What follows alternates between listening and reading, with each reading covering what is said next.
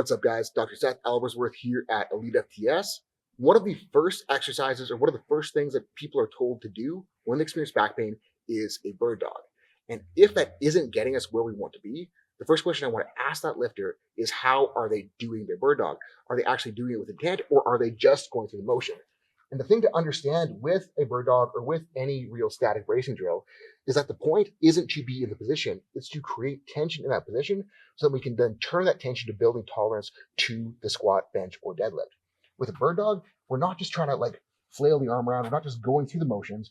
We need to be making sure that our brace is set, we have tension on the front side, we're keeping everything tight through the torso. And then when we're moving the arm and leg, we're going to maintain all that tension, we're going to go slow and controlled, and we're almost going to contract against ourselves to create tension on both sides of the hip and shoulder, and we're going to pull ourselves back in against the hip and shoulder. So not just moving through, we're creating as much tension as we can through the movement so that we can then use that movement to build control, build our brace, and build tolerance that we can use on the main lifts. We're using the bird dog as a means to teach ourselves to extend our hip against the static torso.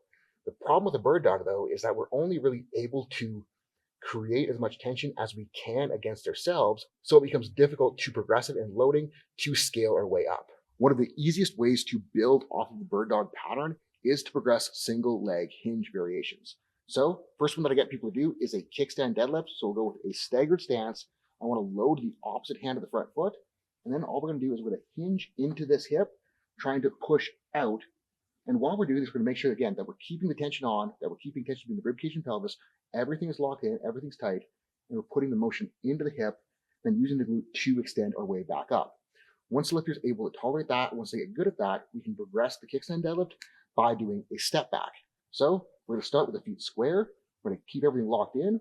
We're going to pick up one foot. We're going to hinge and then step back and use the glute to drive ourselves back up through.